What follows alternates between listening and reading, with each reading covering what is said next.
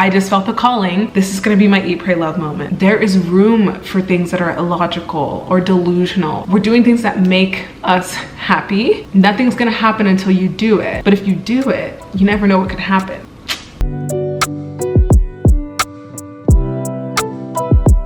Sans raison. In my terrible French, that means without reason. This is the #1 takeaway I had from my week-long trip to France for no reason. Sans raison. I didn't really plan on this trip being so monumental. I had a feeling it would be eat, pray, love vibes, but I didn't really know what it would bring since I had no reason to go. I had no reason to be there. Not only was I there for no reason, I was there to meet a friend that I met on the internet who I had talked to for maybe 6 months, who could have been a serial killer. Turned out not to be. It literally just was for fun because I wanted to. And for some, that might sound obvious, like duh, you just travel for fun. You visit people for fun. You go to different countries for fun. But as somebody who had just quit their job, had little income, no certainty on what my friend would be like, no certainty on how I would afford the trip, and with very limited resources, I told myself I didn't have the room to do things for no reason. But the more I started to think about the trip and the more I started to plan it with my internet bestie, and the less it became an idea and the more it became a reality, it started to have a reason, and not just a little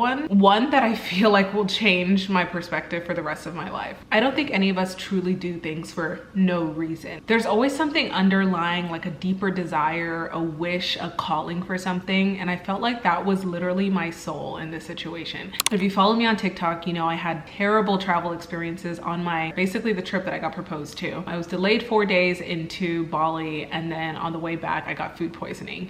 So I was kind of like put off from traveling, and even though I've traveled my whole life, I love it, it's something I love to do, I haven't been feeling the spark lately. So this added to the reasons as to why I shouldn't do it versus the reasons I should do it. But after talking to my bestie for so long, who started off as my talent manager, who also lives in France and is also like a doppelganger version of me, I started to see how all the little pieces connected. I had always been saying I wanted to learn French. I had been saying that I need to see something new, and I miss dressing up, and how I wasn't really feeling grateful for the city that I was living in, and how I just didn't feel like myself here, and how I wanted to meet new people, new entrepreneurs. But at the heart of it, at the core, I had this craving to play, to be a kid again, to get creative, to have spontaneous adventures, which is something that has been a theme internally, but externally I don't see it. I've been craving taking control of my own time, using it to do creative projects like cook, learn a different language, edit videos, be a content creator, and my reality just wasn't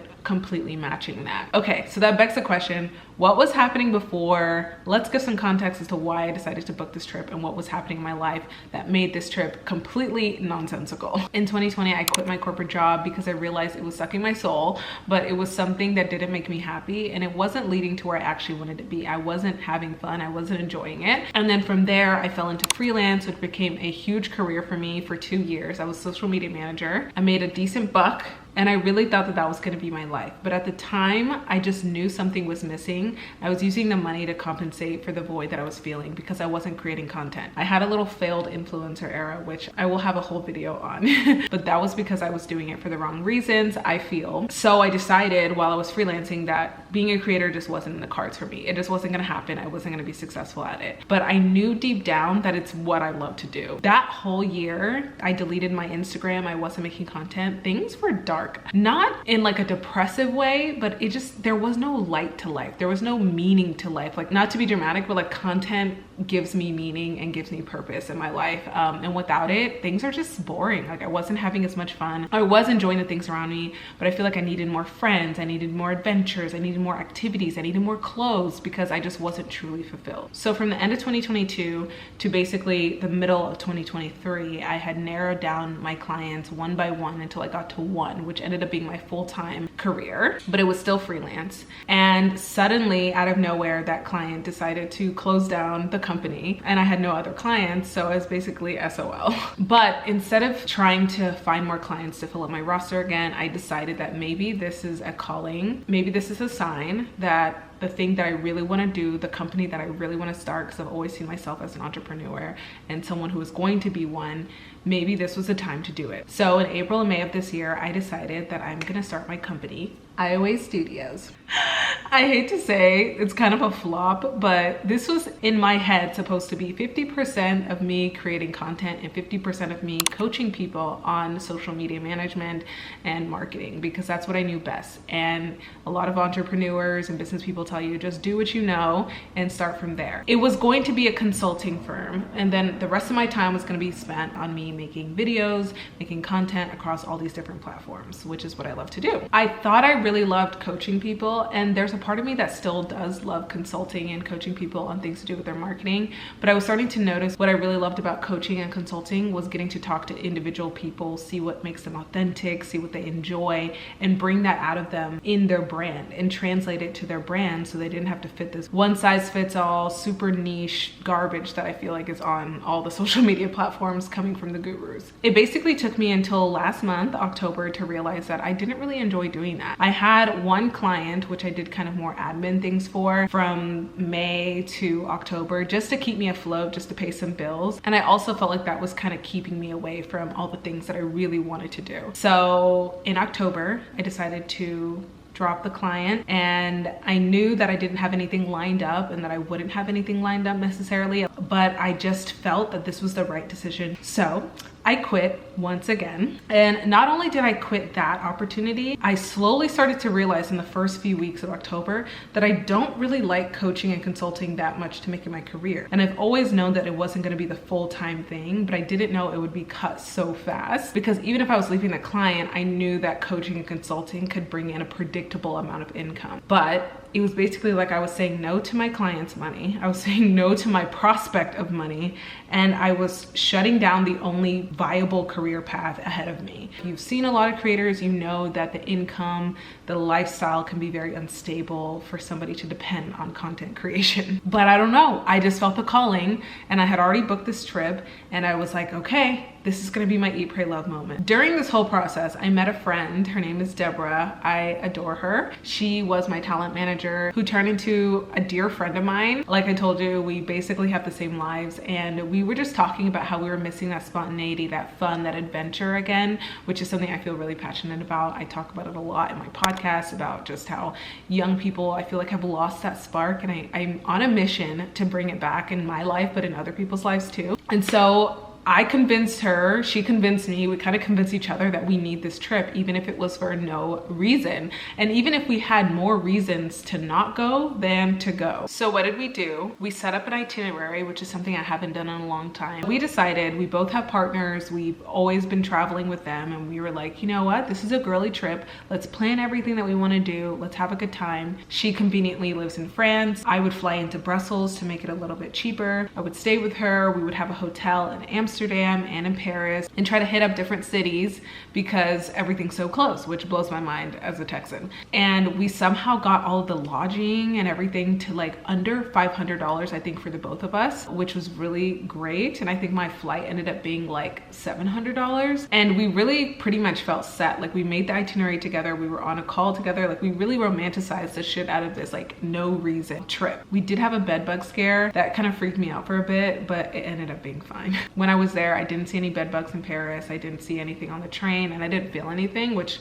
I'm so glad. It was honestly making me reconsider the trip, and I was like, was this a reason not to go? But nevertheless, she persisted. The itinerary was basically for me to fly into Brussels. Basically, we would go from Brussels to Amsterdam. Amsterdam, we would stay a few days, and then we would come back to her city in northern France, and then we would go into Paris through the train and stay in Paris for, I think, 2 or 3 days. When we were done with Paris, we would go back to her hometown, and we would leave, or I would leave, from Brussels. I have daily vlogs of the whole trip on my TikTok if you want to check that out. I'll kind of hit on some of the things we did there and probably drop my itinerary if you're interested in what we did. But I want to talk about what I learned from this random spontaneous trip, and why I feel like even if it's not a trip, more of us should push for doing things for no reason, because when you push for the thing that has no reason or no practical or logical evidence in your life, sometimes you get to the things that that are the dream. And if you think about it, dreams are not logical, they're not practical, they don't make any sense, but they often bring you the most joy. It shows you something new, it changes your perspective,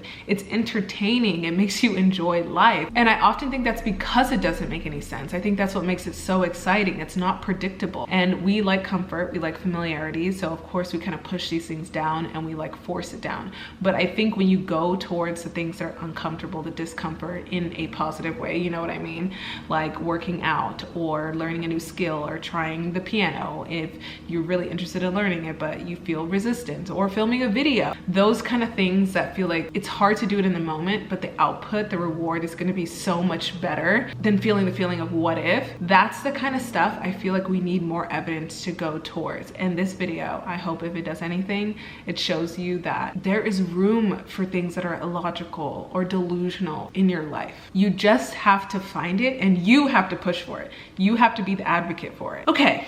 Let's get into some lessons. Number one, be curious and trust yourself. This kind of goes with what I was talking about, as we need to find reasons. We need to give things meaning, because naturally it just won't be there and just fall into your lap. My friend and I had a very deep conversation on a walk. We were walking her dog in her city, which is a little bit like rural. There's not many people there. It's not necessarily the most exciting. And she was talking about how she wasn't feeling motivated in the city. She wasn't feeling like herself to dress up, to do things that she typically would in a bigger city in a different place. She said something to me that I couldn't forget and I couldn't ignore. She basically said that she had accepted where she was at and she knew that she would eventually get out of the town, move somewhere else. But what she said to me was that she had accepted that feeling, that negativity for what it was, and she was okay. She was okay being there, and there will someday be a reason for her to get out of the situation, to change her habits or make her feel better. There will be something that will come and almost like save her from this feeling. And that's not crazy. That's a pretty logical statement. But she said that she's okay waiting for that thing because it'll give her a reason, because she's not somebody who does things for no reason. And for some reason, I'm saying reason a lot, sorry. For some reason that just sparked something in me, and it almost like called my attention, and I was like, I don't think there ever is gonna be a reason. I don't think we're ever gonna have a reason to do things that are uncomfortable or out of the way or super hard or unfamiliar or confusing, unless we decide the reason is there or that the reason is big enough for us to go after it. And that kind of became, ironically, like such a positive thing throughout the trip. And I think that's because when we're not curious about what we really want, our deepest desires, what would truly make us happy, it's not gonna just present itself. You know what I mean? If you notice you're feeling down about your job, or you're feeling down about the people that you hang around, if you don't dig for the reason, if you don't dig for why am I feeling this way, or explore or journal or talk to people, go to therapy, whatever it is, it's going to be hard for you to, one, identify what you're feeling, and two, go out of your way to do something uncomfortable to combat that feeling. Basically, going on a trip that I had no logical reasoning to go after, I realized that I was listening to my inner voice, my inner soul telling me to like explore, find that out. What is it that needs to be there? And being in these beautiful cities, I just realized that like maybe being in a bigger city and living somewhere else, or even if I can't live there, like visiting is a non-negotiable. Before I left for the trip, I had always known I loved Europe, or places like New York, or getting that European vibe. I knew that that was something that was important to me, but going there, I realized this is becoming closer reality-wise in my head and in my life than I realized. And I could just say, oh, that's cool, good to know about myself. But ultimately, I know living somewhere in a big city, or at least having the experience for 1 year of my life, will make me happy. And if I don't go after it, even if I try to ignore it and stay in my town and do nothing about it, I will always feel that deeper voice calling me to do it. And I feel like that's worse to sit with than just doing the damn thing. It made me realize like, hey, the timeline is a lot shorter. Like, you can do this now. Like, you can make this a reality now. And being curious about why I was feeling this call to go there for no reason, I think actually created more trips in the future for me. I feel like now it's something that I won't put off next time I have the opportunity to go to Europe. I'm actually gonna be raising my hand. I'm actually gonna be making a budget for this, going out of my way, way because I'm realizing it's something that is important to me. And crazy enough, for my friend, it made her, after this whole trip and this whole experience, realize that doing things for no reason makes you feel better. It helps her get out of bed and get dressed and go to the city and feel happy about the place that she's in. It made her feel more grateful. And that's stuff that you can't just get ignoring what you really feel deep down. Number 2, this kind of goes with my first point. Things will not just fall into your lap. You have to seek them out. You have to create it. My friend Delia and I were on a call yesterday and we were talking about a quote she so kindly told me, and I can't remember who it's from, but I'll put it on the screen. But it basically said that you have to be yourself and the world will adjust. It's not the other way around. It's kind of this point I'm hitting on, the severity of doing what you desire. It's not an optional thing. It's not something that just should get swept under the rug, or if you had money, you would do it. It'd be nice to have if. It's something that you can make possible now with anything, any resource that you have. And then you will slowly start to see how the world around you changes from what you've already done. You can't just think it into existence. You have to make an action on that thing that you think and believe. If you know you were destined to be a singer, if you know you were destined to be a writer, put your work out there, make deposits in the world, even if it's just on your phone, even if it's on your notes app. That's you taking that idea and making it into a reality. It can sound daunting that nothing is gonna save you, but at the same time, conversely, that means that you have all the power. You can make things a reality. Nothing's gonna happen until you do it. But if you do it, you never know what could happen. This is a bit controversial, but I feel what keeps us poor emotionally, financially, physically, health-wise, whatever, is when we don't make decisions. So if you're curious, if you feel something, if you want to get closer to something, you have to act on it. So you are inviting it into your life. You're making room for it in your life. Number 3, you do not need to be rich to do things for no reason. We see all the rich people prancing around in their cute little cars, going to lunches, doing things that are not logical or whatever. And we just typically excuse it like, oh, they're rich. Of course they would do things for no reason. But I have a feeling that it's not that you do things for no reason when you become rich. It's that you do things for no reason when you have no resources or you have no money. And then that creates the wealth and the rich that you see that they have. Playing is not just for the rich.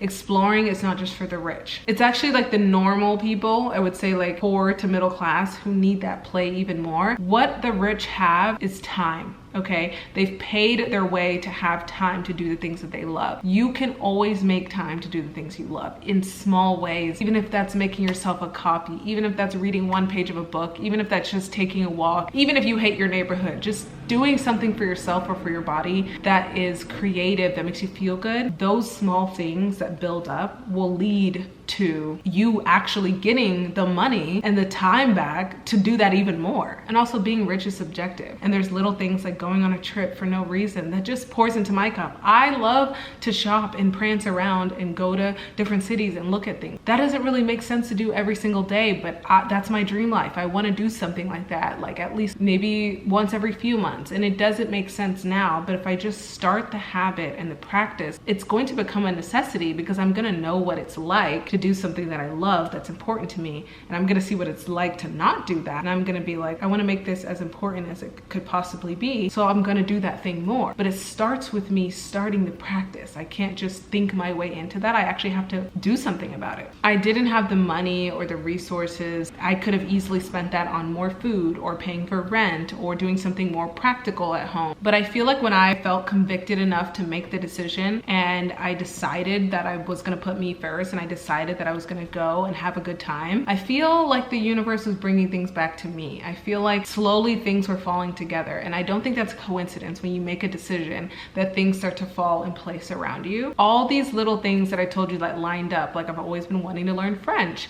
I've been craving, going to a European city. What are the odds that I meet someone that also lives in France and also speaks French? And what are the odds that I felt the desire to quit the job right before the trip? Because when I booked the trip, that wasn't the case. And now when I went on this trip, I had so much more free time and I was worried about spending on the trip. But before the trip, I just happened to get these deals that came out of nowhere, these brand deals, these paid deals that I had never gotten before, that gave me a lot of extra spending room to have on the trip. And none of those things were present when I booked the trip. I don't know what number I'm on, but the 4th or 5th thing, I think. I'm guilty of this. I'm chronically online. I'm always online. And I think that's something that a lot of Gen Z might struggle with, because we are growing up in this like COVID era where we kind of got like halted on our social activity. And I feel like it affected us in a lot of ways. And I feel like it's affected me. And I've been remote, I think 2.5 years now. And I feel the impact of that on me socially. I realized actually from COVID that I am an introvert, but I still crave seeing people, going to coffee shops, just having structure around me. It's very hard to have that kind of social pressure when you can just stay in your house and do nothing, which is why I've had to like force these habits and film and have these routines, because without it, I would just be decaying into the ground. But one thing I saw that was different, and why I realized I need to go more often, I need to not just travel more often to be in cities and see people, is that sometimes we get in our bubbles on the internet. There's obviously some devastating stuff happening in Palestine right now.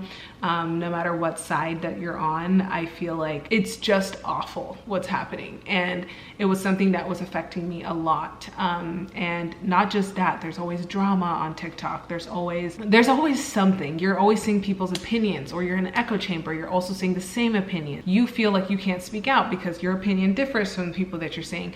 And I'm not saying that this is fake, because these are real people making content and putting things in there. But everything you see on the internet is going to be extreme.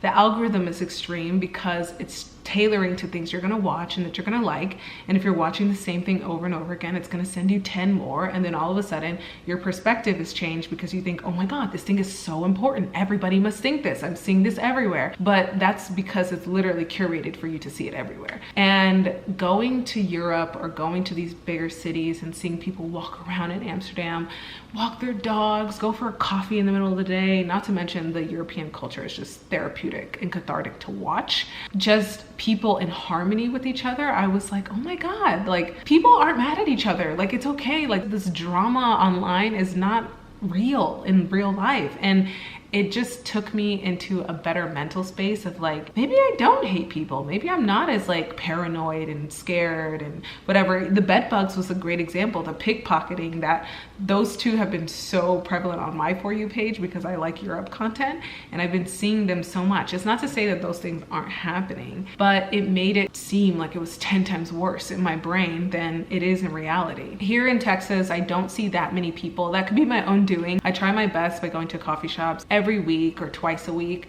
but it still doesn't get to the same level of civilization and people or sightseeing that you would see if you're just walking in a walkable city. I mean, in Amsterdam, you could basically walk the whole city in a day. Everything is super close to each other. You see these cute little coffee shops where people are just like bundled together and just having dinner, and you see families, and I'm sure that exists here too. And I do get a little bit from my friends and family, but seeing that on a daily basis, it does something to your brain, and it did something to mine. Like, I don't see those scenarios. I see what I do. I see what my fiance does. We see what our family does, but I don't get to see other people's outfits. I don't get to see like what books they're reading. I don't get to see like, I don't know, just how they walk, how they think. And I feel like that's something that I am craving in life. And I wouldn't have seen it if I didn't go after this opportunity, if I didn't put myself in a space to see it. Even though going to a coffee shop helps, I don't think it's enough for me personally. I do think I need to feel that challenge of a city life. Walking around, having to hold things, have a little distance before dinner. Like I have to physically walk here. I have to think about how I'm gonna get back. Like those things are annoying when you think about them like in the moment, but when you sit down and you're like, look at all the cool things I did today.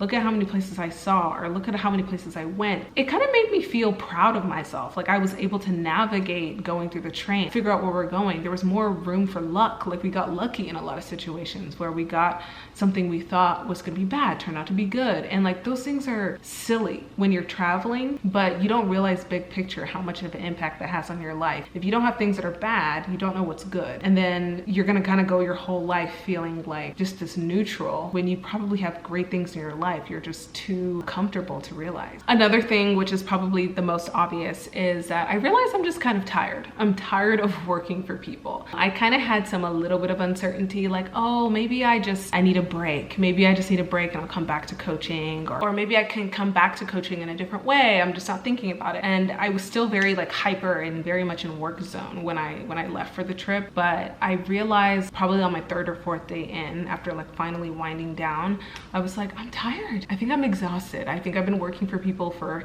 2.5, 3 years, like clients, like so many at a time. There was a point where I had like 7 to 8 clients in 1 month. That can be a lot of work and a lot of stress. And then prior to that, I was working in corporate, and then I was in school full time, and then working full time. And I just realized like, it's okay to be tired. It's okay to just exist. Like you don't need to be doing the most all the time. And if I am gonna do the most, it's gonna be in the things that are important to me, like creating content. You know, basically right now, my life is a series of reading a book, watching a cool interview, talking with my fiance about the topics that are important to me, that interest me, editing videos, dressing up, having a coffee. And that's what I feel is important right now. Learning French, and that's enough. That's okay. I don't need to have this serious job to go with something. Me as I am, with my desires, my wants, with my interests, that's enough. If I'm getting a coffee in the middle of the day, even if when I was working for my clients, I just felt like I was in a hurry. There was always like a quickness to my step, and I just didn't see that there. And I just felt like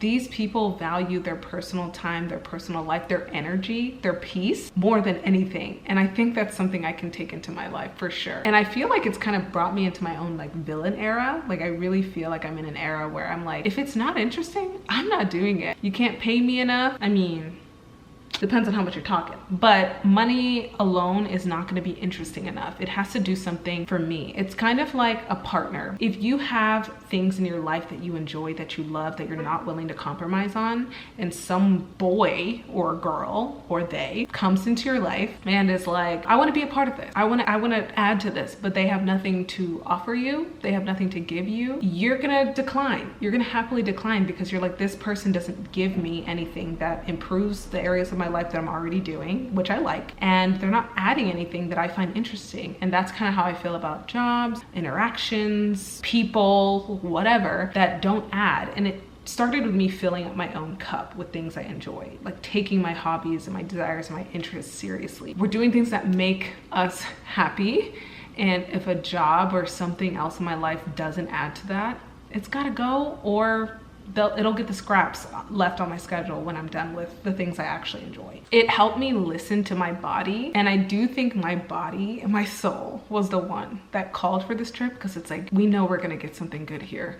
I feel like my soul knew that I needed this trip. It knew that I would learn something here, and that's kind of brings me back to my first point about being curious. Like, listen to your body, because it has the answers. And it just made me crystal clear on what I want, and seeing people who live how they want and live authentically, and seeing how they dress authentically, they're so themselves, it made me feel more like myself. And then the last thing, which is kind of like a little frivolous thing, it really taught me again that I love traveling, and I've started to see traveling in a new way, which I thought I would express and talk about, because it didn't occur to me that this is a shift I needed with traveling after my like daunting trip to Bali and my just bad travel experiences this past year. Traveling was like a personality trait. So when things weren't working out and I wasn't feeling inspired, probably because of COVID, I don't know, there was like a period where I just wasn't into traveling as much, and I didn't feel the desire as deeply. I wasn't planning itineraries like I used to. I wasn't having fun with it. But I think I needed this like shift, which I think is that desire is becoming more mature. I am starting to see traveling as a massage. And I use that metaphor because massages, they kind of hurt in the moment. If you're getting a good massage, it hurts. This trip was kind of like a massage. It was kind of a lot of work. We were going from city to city. We literally missed a train, our train that we booked, and then we basically almost missed it again because we were chilling and having a good time in the train station. Story for another day. It was kind of a trek. We were having epiphanies. We were talking late at Popeyes for hours, and it helped us learn what we were already like marinating on. And I feel like with a massage, if it's good, it's gonna hurt, but then when you're done and when you're like living your life afterwards, you're like, man, I didn't even realize how much my shoulder was hurting. And like, it was kind of like when I came back, I was like, man, I didn't realize how much like I wasn't enjoying this part of my life because I didn't see anything other than that. And then I also like to compare it to a school field trip, because I feel like on a school field trip, it's kind of like, it's a lot of work. It's kind of annoying. You have to pay. It's like a little much. You're like traveling, but you learn things that add to your current learnings. And I think that's what this trip was for me. There were things I was already in the process of learning, and going on this trip, talking to a good friend who has a perspective that I trust and I respect, like that was adding to what I was already trying to learn. It's not just meant for like leisure and vacation and massages and alcohol. It's more of like a sport. It kind of took traveling from only being this like Cabo, Mexico, everybody does everything for you kind of vacation, to these are necessary parts of life. Like I have this personal belief that like, why would there be this whole earth if we're not supposed to travel and see what's there? Like we're supposed to learn about other people. We're supposed to learn about other cultures. And like, that's just my personal opinion. It's my adult field trip every now and again. Field trips are necessary. Almost, I feel like every class should have it, but like field trips are a part of the curriculum. It's like, it's embedded in the learning. It's not just this thing that you can do when you want to, when you have a lot of money. Like it's something that we should do. We should always be learning. We should always be challenging ourselves. And that's something that can like lock in the learning for us, or help us apply the learning to a different world or culture. Like how good are you if you're only in your bubble? You know what I mean? Like how resilient are you if you can only get around in your culture and your town? Which is why I want to learn French, which is going to be very cringe and embarrassing, but challenge. I kind of took it from this thing that always has to be 1000% relaxing and enjoyable, to something that I'm just proud that I went. I'm just proud that I did it. Anyway, the sun is about to go down, and I'm just really curious if anybody else has had a similar experience, or is going through the same thing, or is craving things and doesn't know how to go about it. Like, let's talk about it in the comments. And as always, thank you so much for watching. Don't forget to subscribe so you don't miss another upload, and I will see you in my next video. Au revoir.